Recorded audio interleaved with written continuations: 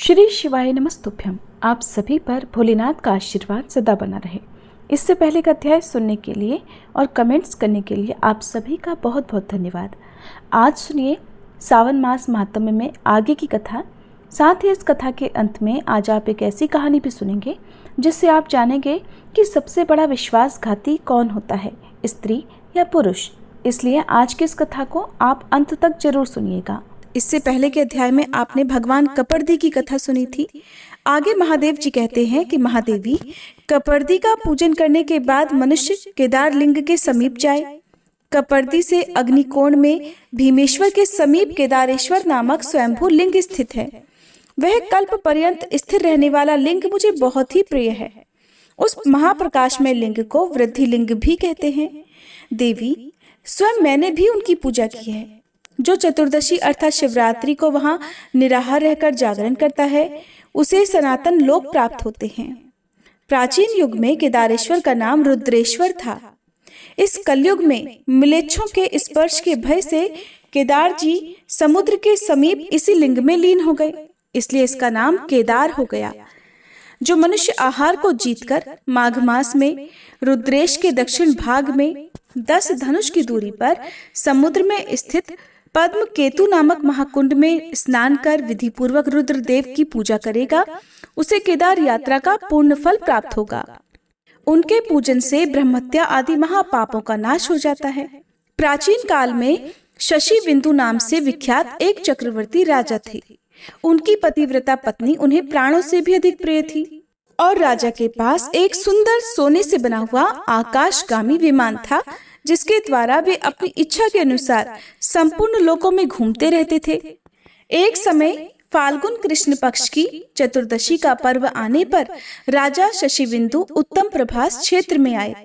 वहां उन्होंने बहुत से महर्षियों को देखा जो जप में और होम में तत्पर होकर रात्रि में जागरण करने के लिए श्री सोमनाथ जी के सम्मुख बैठे हुए थे। राजा ने भी सोमनाथ जी का दर्शन और प्रणाम करके विधि पूर्वक पूजन किया और फिर क्रमशः भक्ति भाव से उन सभी ऋषि मुनियों का स्वागत सत्कार करके वे केदार लिंग के पास चले आए।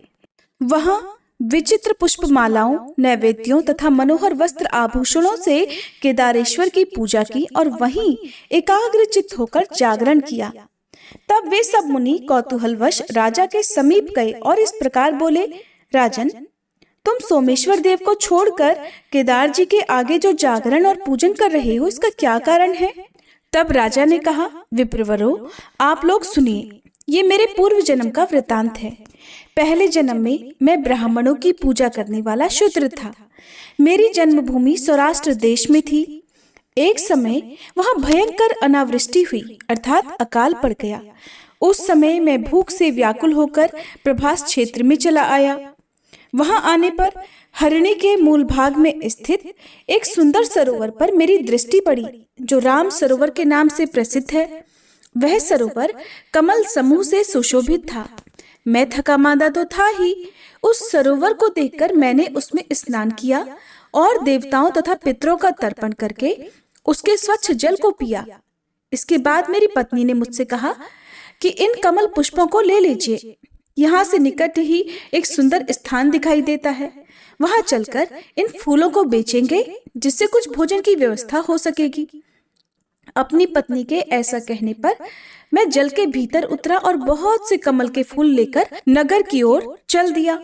वहां पहुंचकर सड़कों, चौराहों और तिमुहानियों पर घूमता रहा, लेकिन किसी ने भी मेरे फूल नहीं खरीदे। इतने में दिन डूब गया और मैं अपनी पत्नी के साथ एक मंदिर में आकर सो गया। वहां पत्नी सहित मुझे भूख बहुत जोर की पीड़ा देने लगी। इतने में ही मैंने देखा किसी देवालय में होम और जागरण हो रहा है। तब मैं भी उठकर वहां गया और रुद्रेश्वर नामक वृद्धि लिंग का दर्शन किया। उस समय वहां अनंगवती नामक एक वेश्या शिवरात्रि व्रत में संलग्न होकर नृत्य, गीत और उत्सव आदि के द्वारा भगवान के सामने जागरण कर रही थी। मैंने एक मनुष्य से पूछा, भाई, यह रात्रि में जागरण किस लिए होता है? ये नाच गान और उत्सव में लगी हुई कौन स्त्री दिखाई दे रही है? तब उसने मुझे बताया कि आज शिव धर्मोत्तर पुराण में प्रतिपादित शिवरात्रि है। ये धर्मपरायणा स्त्री अनंगवती नाम की वेश्या है। जो कल्याण में शिवरात्रि व्रत करके जागरण कर रही है। जो कोई मनुष्य शिवरात्रि व्रत करता है उसे दुख, दारिद्र्य और बंधन की प्राप्ति नहीं होती। दुष्ट ग्रह, अरिष्ट योग, रोग अथवा भय भी उसके पास नहीं आता। वह उत्तम कुल में उत्पन्न हो सुख और सौभाग्य से युक्त होता है। तेजस्वी, यशस्वी तथा पूर्णतः कल्याण का भागी होता है। उस मनुष्य की बात सुनकर मेरे मन में भी वह व्रत करने का निश्चित विचार हुआ। मैंने सोचा, अन्न का अभाव होने के कारण उपवास तो मुझे विवश होकर करना ही है, इसलिए क्षार समुद्र पद्मक तीर्थ में स्नान करके इन कमल के फूलों से अब मैं भगवान महेश्वर की पूजा करूं। तब मैंने अपनी पत्नी सहित स्नान करके भक्ति भाव से कमल के फूलों द्वारा भगवान रुद्रेश्वर का पूजन किया।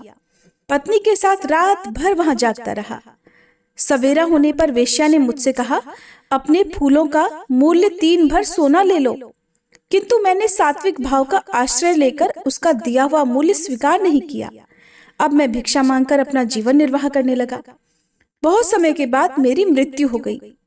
उस समय ये मेरी प्राण प्यारी पत्नी मेरे शरीर को लेकर चिता की आग में प्रवेश कर गई। उस पूजन और जागरण के प्रभाव से मैं पूर्व जन्म की बातों को स्मरण रखने वाला चक्रवर्ती राजा हुआ। एक बार संयोगवश मैंने ये व्रत किया था जिसका ये महान फल मुझे मिला। अब मैं भक्ति भाव से यथावत सामग्री के साथ जो इस व्रत का पालन करता हूँ, इसका भविष्य में क्या फल होगा ये मैं नहीं जानता। ये सुनकर उन ब्राह्मणों के नेत्र आश्चर्य से खिल उठे। फिर उन्होंने साधु साधु कहकर राजा की भूरी भूरी प्रशंसा की। उन्होंने स्वयं भी उस स्वयंभू लिंग का पूजन किया। राजा शशि बिंदु उस केदार लिंग के प्रसाद से देव दुर्लभ उत्तम सिद्धि को प्राप्त हुए। अनंगवती वेश्या शिवरात्रि व्रत तथा केदार लिंग के प्रभाव से रंभा नाम की अप्सरा हुई। इसलिए जो विद्वान पुरुष धर्म, अर्थ, काम और मोक्ष की इच्छा रखता हो उसे प्रयत्न पूर्वक उक्त शिवलिंग का पूजन करना चाहिए। जय भोलेनाथ। सावन मास महात्म्य की कथा में आज इतना ही। अब आज की इस कहानी के माध्यम से जानिए कि स्त्री या फिर पुरुष दोनों में से सबसे बड़ा विश्वासघाती कौन होता है। एक बार की बात है, एक जंगल में एक तोता और मैना बड़े प्रेम से आपस में मिलकर रहा करते थे। उनमें बहुत प्रेम था, लेकिन एक दिन किसी विवाद के कारण तोता और मैना के बीच में झगड़ा हो गया। तोता मैना से बोला, इस संसार में सबसे बड़ा पापी और विश्वासघाती स्त्री है। तोते की ये बात सुनते ही मैना भला कहाँ चुप रहने वाली थी।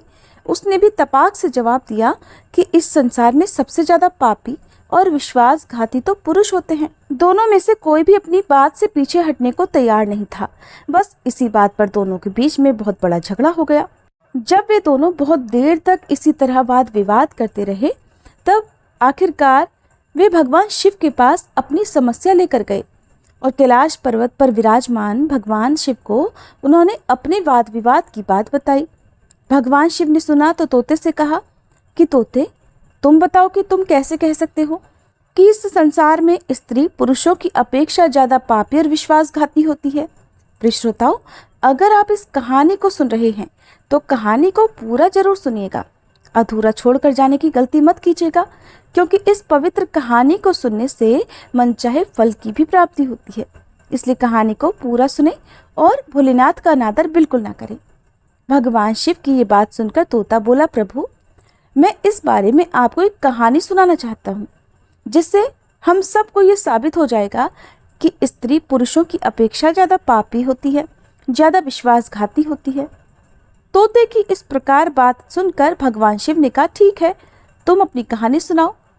प्रिय श्रोताओं, तब तक वहाँ पर माता पार्वती भी आ जाती हैं और कहती हैं, मुझे भी ये कहानी सुननी है।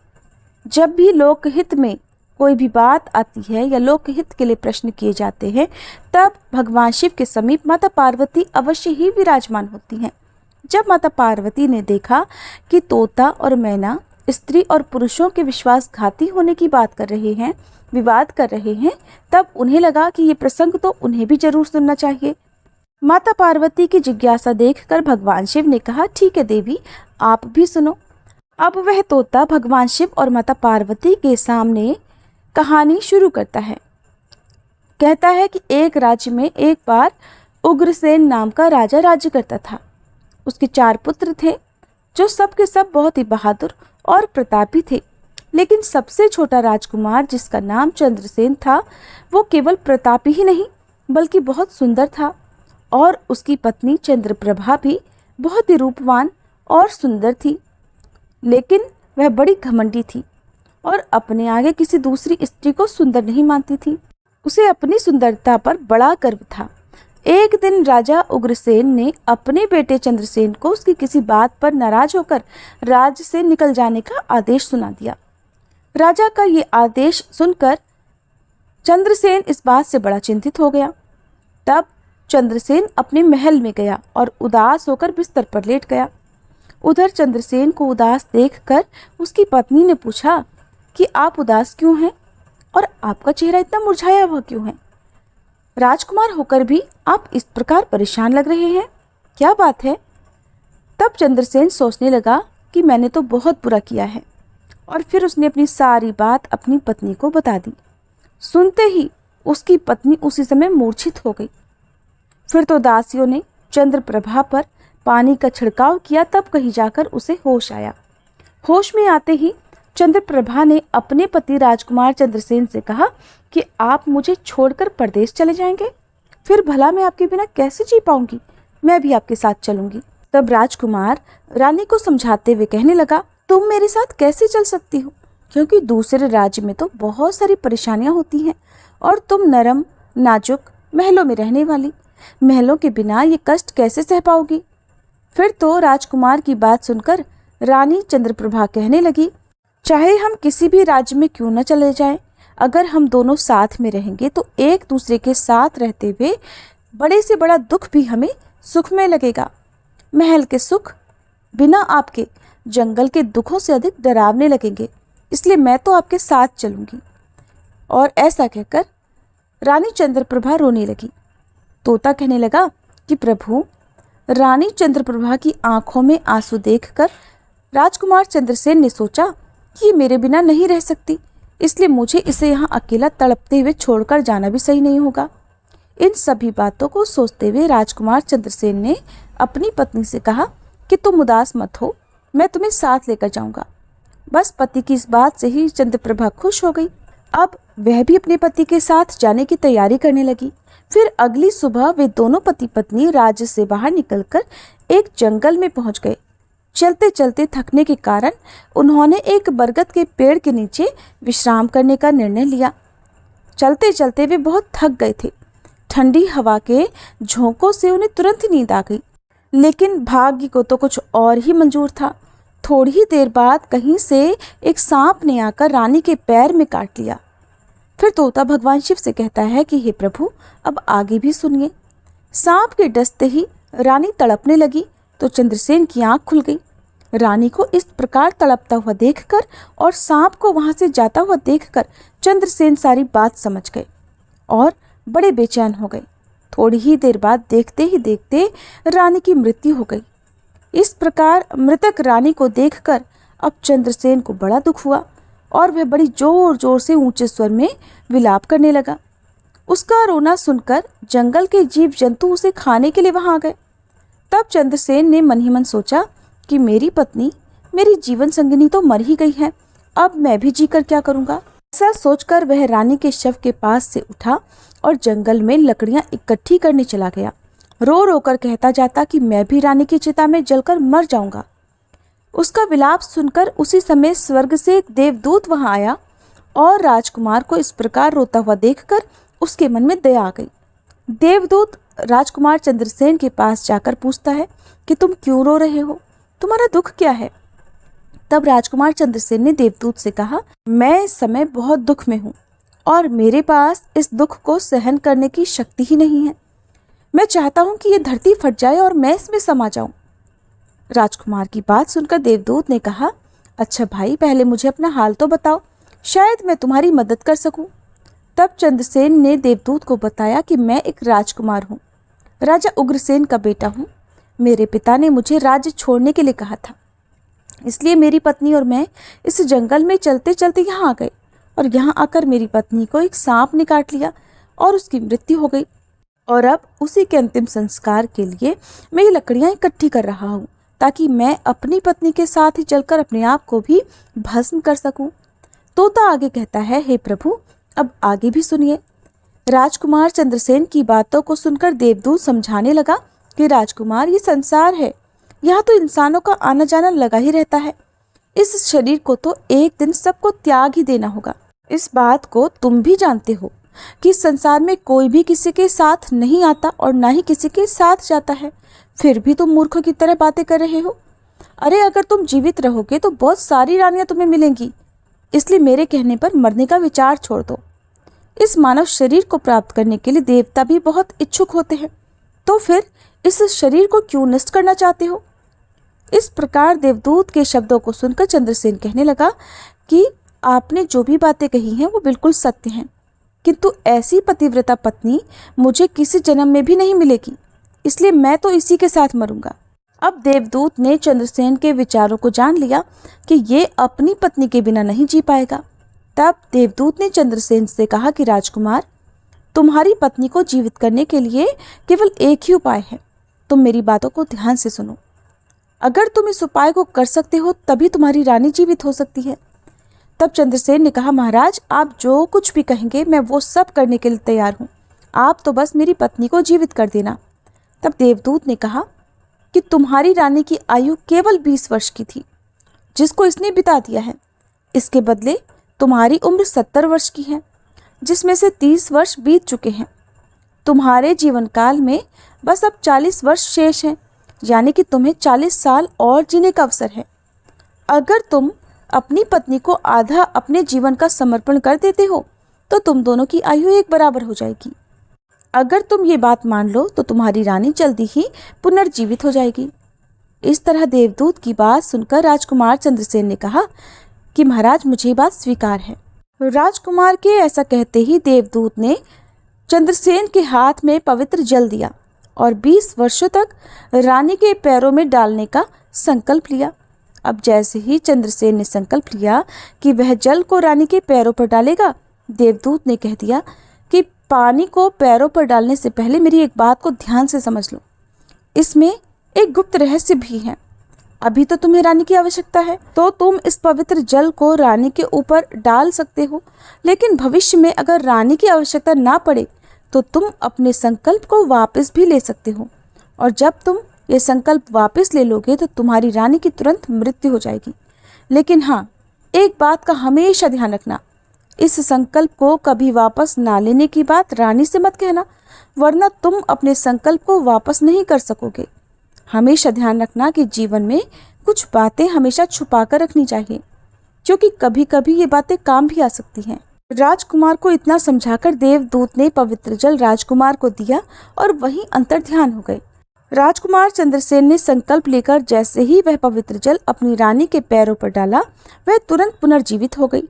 देखकर चंद्रसेन कहने लगा कि तुम बहुत थकी हुई थी, इसलिए मैंने तुम्हें नहीं जगाया। इस प्रकार राजकुमार चंद्रसेन ने अपनी रानी से सारी बातें छुपा दी कि एक सांप ने तुम्हें काट लिया था, तुम मर गई थी, फिर मैंने तुम्हें कैसे जीवित किया। ये सारी बातें राजकुमार ने अपनी पत्नी से छुपा ली। तब तोता आगे बोला कि प्रभु, फिर वे दोनों आगे बढ़ गए।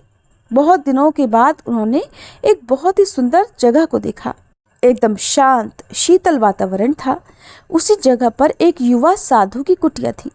जब वे वहां पहुंचे तो उन्होंने देखा कि एक सुंदर युवा पानी पी रहा था। वे दोनों पति पत्नी बहुत थके हुए लग रहे थे, इसलिए उस युवा साधु के पास ही बैठ गए। उस समय राजकुमार ने रानी से कहा कि रानी, हमें प्यास लगी है, हम कुएं पर जाकर पानी पीकर आते हैं। अगर तुम भी प्यासी हो तो तुम्हारे लिए भी पानी लेकर आ जाएंगे। तब राजकुमार की बात सुनकर रानी ने कहा, नहीं, मुझे तो प्यास नहीं लगी है, आप जाइए और पानी पीकर वापस आ जाइए। रानी का जवाब सुनकर राजकुमार चंद्रसेन एक लंबी रस्सी लेकर कुएं के पास गए। उधर वह राजकुमारी चंद्रप्रभा उस युवा साधु की ओर बड़े ध्यान से देखने लगी। चंद्रप्रभा उस युवा साधु की सुंदरता को देखकर उस पर मोहित हो गई और उसे अपना दिल दे बैठी। अब राजकुमारी उस युवा साधु के पास पहुंची और उससे कहने लगी कि आप इस जगह पर, सुनसान जगह पर एकदम अकेले रहते हैं, फिर भी खुशी से रहते हैं। आप अकेले क्यों हैं? युवा साधु कहने लगा तो तुम भी मेरे साथ रह सकती हो। राजकुमारी चंद्रप्रभा का मन अब उस युवा साधु के प्रति मोहित हो चुका था। अब वह अपने पति से प्रेम करना भूलकर युवा साधु के प्रति आकर्षित हो गई और उसी के साथ रहने का विचार करने लगी। उसके भावों को जानकर युवा साधु कहने लगा कि तुम मेरे साथ रह सकती हो, लेकिन तुम्हारे साथ तो तुम्हारा पति भी है। मैं तुम दोनों को अपने साथ कैसे रख सकता हूँ। तब उस युवा साधु ने कहा कि मैं तुम्हें एक उपाय बताता हूँ। तुम अपने पति को जिस कुएं में वह पानी पीने गया है उसे पीछे से धक्का दे देना, वह कुएं में गिर जाएगा। उसके बाद फिर जो होगा देखा जाएगा। युवा साधु की बात सुनकर राजकुमारी चंद्रप्रभा ने कहा, ठीक है, मैं ऐसा ही करूँगी। अब उसके मन के सारे विचार अपवित्र हो चुके थे। थोड़ी ही देर के बाद राजकुमार चंद्रसेन पानी पीकर रानी के पास आया तो रानी कहने लगी, मुझे भी अब बहुत जोर से प्यास लग रही है, कुएं पर वापस चलकर मुझे भी पानी पिलाओ। तो राजकुमार चंद्रसेन कहने लगा, मैंने तो तुमसे पहले ही पूछा था, लेकिन तुमने ही मना कर दिया था। कोई बात नहीं, अगर तुम्हें प्यास लगी है तो चलो मेरे साथ, कुएं पर चलकर तुम्हें भी पानी पिलाता हूँ। बेचारा चंद्रसेन तो रानी के प्रेम में पागल था। उसे क्या पता था कि ये मेरी ही जान लेने के लिए मेरे साथ आ रही है। श्रोताओं, वास्तव में विद्वान लोग सच ही कहते हैं कि स्त्रियों के चरित्र को तो देवता भी नहीं जान सकते। मनुष्य भला क्या चीज़ होती हैं। उनके जाल में तो अच्छे अच्छे बुद्धिमान भी फंस जाते हैं। अब इधर जैसे ही राजकुमार चंद्रसेन कुएं पर जाकर पानी भरने के लिए ढोल भरता है तो रानी ने अपने पति को धक्का दे दिया और उसे कुएं में गिरा दिया। कुएं में गिरते ही वह तुरंत युवा साधु के पास पहुंच गई। अब वह युवा साधु रानी को अपने साथ ले जाकर किसी दूसरे राज्य में बस गया। वे दोनों वहां पति पत्नी के रूप में रहने लगे। युवा साधु ने फिर रानी को ऐसा नाचना और गाना सिखाया कि वह नृत्यांगना के रूप में प्रसिद्ध हो गई। धीरे धीरे राजकुमारी पूरे नगर में प्रसिद्ध हो गई। इस तरह रानी के नृत्य और गीत के कारण अब उस युवा साधु के पास लाखों रुपए बन गए। वह बहुत अमीर हो गया। रानी भी उस युवा साधु के साथ बहुत खुश रहने लगी। वह चरित्रहीन रानी अब अपने पति को बिल्कुल भूल चुकी थी। इधर रानी ने जिस कुएं में अपने पति चंद्रसेन को धक्का दिया था, संयोग से एक रस्सी उस कुएं में लटकी हुई थी। चंद्रसेन ने उसी को पकड़ लिया और कुएं में लटकता रहा। भगवान को याद करते हुए वे सोचने लगा कि क्या यही मेरे प्रेम की सजा है। कुछ समय के बाद बंजारों का एक काफिला वहां आया। काफिलों में से एक बंजारा ढोल लेकर कुएं का पानी भरने लगा। जब उसने पानी में ढोल डाला तो चंद्रसेन ने उसका ढोल हाथ से पकड़ लिया। बंजारा ये देखकर हैरान रह गया और पूछा कि तुम कौन हो। तब राजकुमार चंद्रसेन ने कहा कि भाई, मैं मुसीबतों का मारा हूँ, मैं सारी जिंदगी आपके उपकार को नहीं भूलूंगा, मुझे यहाँ से बाहर निकालो। ऐसा कहकर राजकुमार उस बंजारे से बाहर निकालने की प्रार्थना करने लगा। फिर तो राजकुमार चंद्रसेन के दुख को देखकर उस बंजारे को उस पर दया आ गई और उसने राजकुमार को कुएं से बाहर निकाल लिया। फिर पूछा, अरे भाई, तुम तो दिखने में एकदम हष्टपुष्ट लगते हो, सुंदर भी हो, तुम इस कुएं में कैसे गिर गए? तुम मुझे अपना सारा हाल बताओ। तब चंद्रसेन ने कहा कि भाई, मैं अपना हाल आपसे कैसे कहूँ। जो मुश्किल मेरे साथ पड़ी हुई है, भगवान न करे कि किसी के साथ ऐसा हो। तब राजकुमार ने कहा कि यदि तुम मुझसे जानना ही चाहते हो तो मैं तुम्हें अपनी कहानी सुनाता हूँ। मैं एक राजकुमार हूँ। किसी गलती के कारण मुझे मेरे पिता ने एक दिन राज्य से बाहर निकाल दिया था। इसलिए मैं अपनी प्रिय पत्नी के साथ, जो मेरे बिना एक पल भी नहीं रह सकती थी, एक जंगल में पहुँच गया। मेरी पत्नी और मैं एक दूसरे से बहुत प्रेम करते थे। एक दिन चलते चलते जब हम थक गए तो जंगल में एक पेड़ के नीचे आराम करने के लिए ठहर गए। वहीं पर किसी सांप ने मेरी पत्नी को काट लिया, जिससे उसकी मृत्यु हो गई। मैं जब अपनी पत्नी के साथ मरने जा रहा था, तभी एक देवदूत कहीं से आए और उन्होंने मुझ पर दया की और फिर मेरी आयु के 20 वर्ष मेरी पत्नी को देने के बाद उसे पुनर्जीवित कर दिया। फिर हम दोनों उस जंगल से आगे बढ़े। कुछ दिनों के बाद हम एक जगह पर पहुंचे जहां पर एक युवा साधु का डेरा था। मुझे बड़ी जोर से प्यास लगी थी। मैं कुएं पर से पानी पीकर जैसे ही अपनी पत्नी के पास वापस आया तो वो भी कहने लगी कि मुझे भी प्यास लगी है, मुझे भी पानी पिलाओ। तब मैं अपनी पत्नी को साथ लेकर उसी कुएं पर आ गया। मुझे नहीं पता था कि मेरी ही पत्नी मेरी जान लेने पर तुली हुई है। जैसे ही मैं कुएं से पानी निकालने लगा कि उसने मुझे पीछे से धक्का दे दिया और मैं कुएं में गिर गया। लेकिन कुएं में लटकती हुई एक रस्सी मेरे हाथ में आ गई। जिससे मैं कुएं में गिरने से बच गया। और जब फिर आप लोग आए तो मैंने आपको आवाज़ दी, जिसके बाद आपने मुझे कुएं से बाहर निकाला। तोता भगवान शिव से कहने लगा, प्रभु, इस प्रकार राजकुमार चंद्रसेन ने बड़े दुखी मन से अपनी सारी व्यथा, अपना सारा हाल उस बंजारे से कह दिया। फिर अपने दुख को सुनाकर चंद्रसेन चुप हो गया। उधर बंजारे ने उसकी बात को सुना और रानी की करतूत सुनकर बड़ा दुखी होकर कहा कि स्त्रियों के चरित्र को तो भगवान भी नहीं समझ सकते, फिर भला मनुष्य कैसे समझ सकता है। ऐसा कहकर बंजारे ने राजकुमार के सिर पर हाथ फेरा और कहा कि तुम चिंता मत करो, भगवान बड़े दयालु हैं, वो तुम्हारी सहायता अवश्य करेंगे। बंजारे ने राजकुमार से कहा, अगर तुम चाहो तो हमारे साथ कुछ दिन रुक सकते हो। राजकुमार चंद्रसेन अकेला था तो वह उन बंजारों के साथ रहने को तैयार हो गया। उनकी सहायता से कुछ ही दिनों के बाद अब राजकुमार उसी राज्य में जा पहुंचा जहां उसकी पत्नी चंद्रप्रभा और वह युवा साधु रह रहे थे।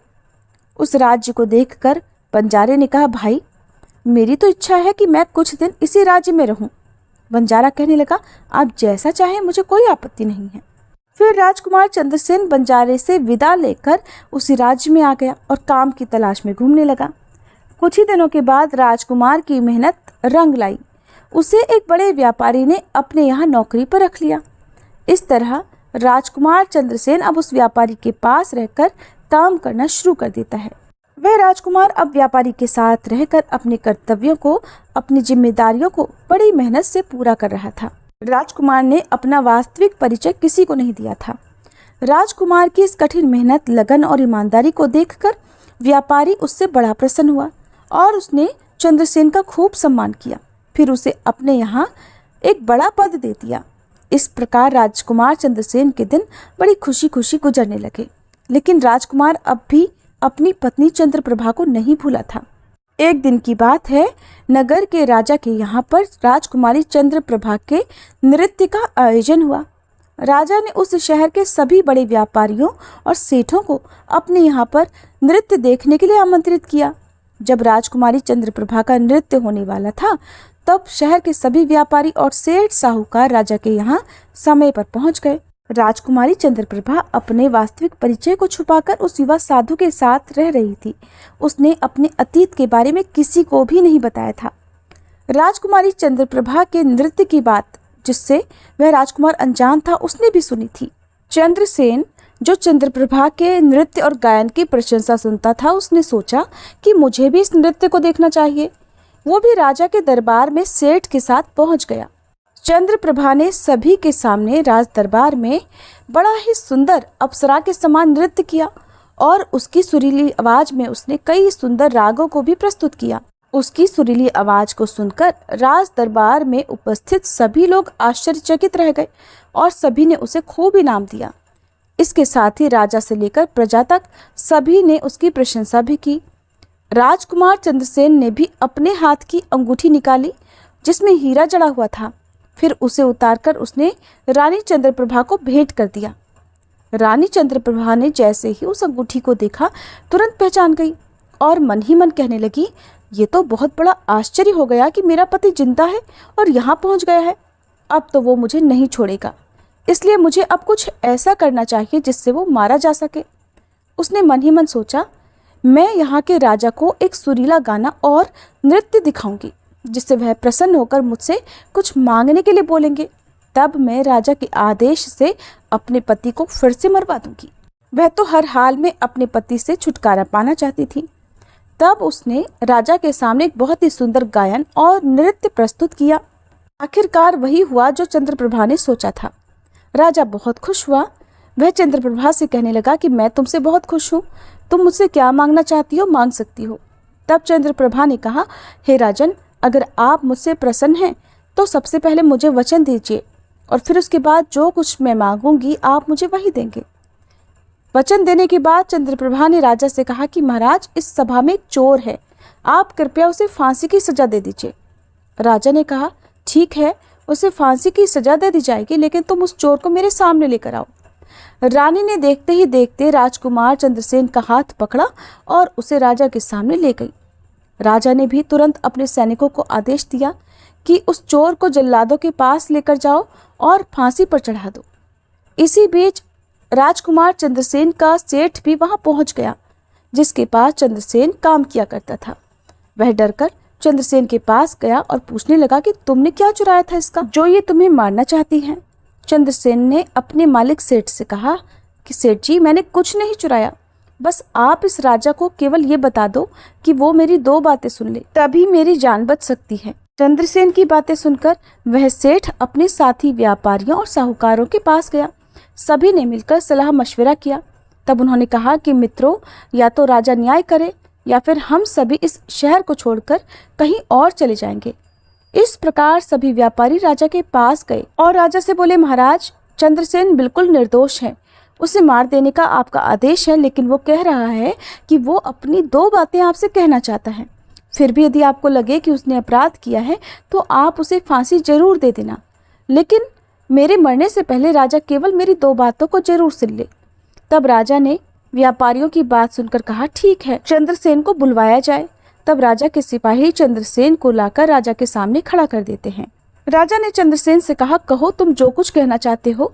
राजकुमार ने कहा, महाराज, मैंने क्या दोष किया है जिसके कारण आपने मुझे फांसी पर चढ़ाने का आदेश दे दिया है। फिर उसकी बात को सुनकर राजा ने कहा कि तू इस नर्तकी का चोर है। चंद्रसेन ने कहा, नहीं महाराज, मैं तो इसका पति हूँ, जो मुझे कुएं में धकेलकर एक युवा साधु के पास रहने चली आई है। राजकुमारी चंद्रप्रभा ने समझ लिया कि बात बिगड़ रही है। वो बीच में बोल पड़ी, कहने लगी, महाराज, मैं इसकी पत्नी नहीं हूँ, ये बिल्कुल झूठ बोल रहा है। ये कौन है? मैं तो इसे जानती तक नहीं। ये तो मेरा चोर है, मैं बस इतना जानती हूँ। राजकुमार कहने लगा कि महाराज, अगर ये मेरी पत्नी नहीं है तो वो सब कुछ जो मैंने रास्ते में छोड़ा था मेरी अमानत के रूप में मुझे वापस कर दे। ऐसा कहकर चंद्रसेन ने चंद्रप्रभा की ओर देखा। तब चंद्रप्रभा ने अमानत को लौटाने की बात स्वीकार कर ली। राजकुमार कहने लगा, ठीक है, अब तुम अपने हाथों में ये पानी लो, हमारा न्याय इसी सभा में होगा। पानी लेकर उसने जमीन पर रखा और कहा कि वो वस्तु जो मेरे पास रास्ते में दी गई थी मैं अब वापस कर रहा हूँ। इधर रानी ने भी अपने हाथ में पानी लिया और इसी प्रकार कहा कि जो वस्तु इसने मुझे रास्ते में दी थी मैं अब वापस कर रही हूँ। ऐसा संकल्प लेकर जैसे ही चंद्रप्रभा ने अपने हाथ का पानी छोड़ा, तुरंत ही उसके प्राण निकल गए और वह देखते ही देखते जमीन पर गिर गई। ये दृश्य देखकर वहां पर उपस्थित सभी लोग हैरान रह गए। राजा ने ये देखा तो चिंतित होकर चंद्रसेन से कहा कि ये क्या हो गया, बताओ, मुझे सारी सच्चाई बताओ कि आखिरकार सच क्या है। तब राजकुमार चंद्रसेन ने अपनी कहानी शुरू की। अपने जीवन की सारी घटनाओं को एकदम सच सच राजा से बताते हुए उसे अपने देश निकाला वाली बात तक बता दी। राजा को चंद्रसेन की बातों में सच्चाई लगी और उसने सब कुछ जानकर चंद्रसेन को अपने गले लगा लिया। फिर अपनी बेटी का विवाह चंद्रसेन के साथ कर दिया। तोते ने आगे भगवान शिव से कहा कि प्रभु, मैंने तो इस कहानी को सुना दिया है, मैं भी स्त्रियों से घृणा करता हूँ और मैं ये कह सकता हूँ कि इस संसार में स्त्री पुरुषों से अधिक पापी और विश्वासघातिनी होती है। तोते ने भगवान शिव और पार्वती को एक कहानी के माध्यम से ये बताया कि स्त्री पुरुषों की तुलना में अधिक पापी और विश्वासघातिनी होती है। कैलाश पर्वत पर विराजमान भगवान शिव और माता पार्वती सहित समस्त गण इस कहानी को सुनकर हैरान रह गए। माता पार्वती ने कहा कि प्रभु, मुझे लगता है कि तोता सच कह रहा है। स्त्रियां तो लगभग सभी एक जैसी होती हैं, बस कुछ ही ऐसी होती हैं जो ईमानदार या पतिव्रता होती हैं, लेकिन पुरुषों में भी तो ऐसे बहुत हैं जो पापी और विश्वासघाती हो सकते हैं। तब भगवान शिव ने पूछा, ठीक है, तो मैना, तुम कैसे सिद्ध करोगी ये बात कि पुरुष विश्वासघाती होते हैं? अब तक चुप बैठी मैना बोली कि प्रभु, मैं भी इस बारे में एक कहानी सुनाती हूँ, जिससे ये पता चल जाएगा कि स्त्री की तुलना में पुरुष अधिक पापी और विश्वासघाती होते हैं। हे प्रभु, एक गांव में एक परिवार रहा करता था जो बहुत धनवान था। उस धनवान सेठ का एक बेटा भी था जो बिगड़ा हुआ था। उसके अंदर सारी बुरी आदतें थी। सेठ का बेटा इतना बड़ा जुआरी था कि सेठ उसके बारे में सोचते सोचते परेशान रहने लगा। एक दिन उसका बेटा जुआ खेल रहा था। उसी दिन उसके पिता का निधन हो गया। फिर भी उसने जुआ खेलना बंद नहीं किया। अपने पिता की मृत्यु का समाचार सुनकर भी वह जुआ खेलने के लिए बैठा ही रहा और पिता की मृत्यु के बाद वह खुलकर जुआ खेलने लगा। फिर सब कुछ हार गया। उसके पिता ने जितना भी धन संपत्ति इकट्ठा की थी वो सब कुछ जुए में गंवाता चला गया। फिर एक दिन वह अपने गांव से दूर चला गया और एक सेठ के घर पहुंचा। सेठ के घर पहुंचने पर वह सेठ से बोला कि सेठ जी, मुझे बहुत जोर से प्यास लगी है, क्या एक गिलास पानी मिलेगा? तो सेठ ने उस युवा से पूछा कि तुम कौन हो और कहाँ से आए हो, क्या करते हो? तब युवा कहने लगा, मैं एक व्यापारी हूँ और यहाँ से जा रहा था तो सोचा कि पानी पीकर चला जाऊं। तब सेठ ने पूछा कि भाई, तुम कौन सा व्यापार करते हो? वह युवा झूठ बोलने लगा, कहने लगा, सेठ जी अब क्या बताऊं, मैं व्यापार करता हूँ और एक दिन मैं अपने व्यापार के काम से ही समुद्र के रास्ते से जा रहा था तो समुद्र में ही मेरा सारा सामान गिर गया, इसलिए अगर आप मेरी कुछ मदद कर सकते तो बहुत अच्छा होगा। सेठ जी उस युवक की बातों के जाल में फंस गए और कहने लगे कि बेटा, तुम तो ठीक हो ना, कुछ कमा भी लेते हो, क्या तुम मेरी बेटी से शादी करोगे? अब तो ये बात सुनकर वह युवक खुश हो गया। शादी के लिए उसने तुरंत हाँ कह दी, जिसके बाद दोनों का विवाह हो गया।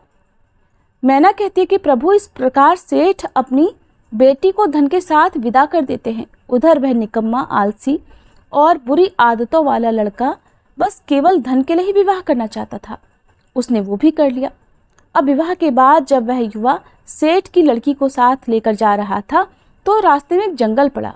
वहाँ पर वह अपनी पत्नी से बोला कि देखो, हम अभी जंगल में हैं, यहाँ कोई चोर हमारे गहनों को चुरा सकता है, इसलिए तुम अपने सारे गहनों को मुझे दे दो। पत्नी को उस पर पूरा विश्वास था, इसलिए उसने अपने सारे गहने उतार कर पति को दे दिए। आखिरकार उसे विश्वास तो करना ही था, क्योंकि वो तो उसका पति था। इसके बाद उस लड़के ने अपनी पत्नी के सारे गहनों को एक पारदर्शी थैली में बांध लिया। फिर वे जंगल में आराम से रुके रहे। अब तक उस लड़के के मन में बहुत लालच आ चुका था।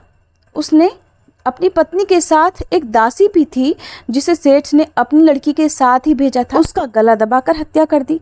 साथ ही साथ उसने अपनी पत्नी को भी पास के ही एक कुएं में गिरा दिया और ये सोचा कि मैंने तो इसके साथ सिर्फ और सिर्फ पैसों के लिए विवाह किया था, अब पैसे तो मुझे मिल गए और ये भी कुएं में गिरकर पानी में डूबकर मर जाएगी।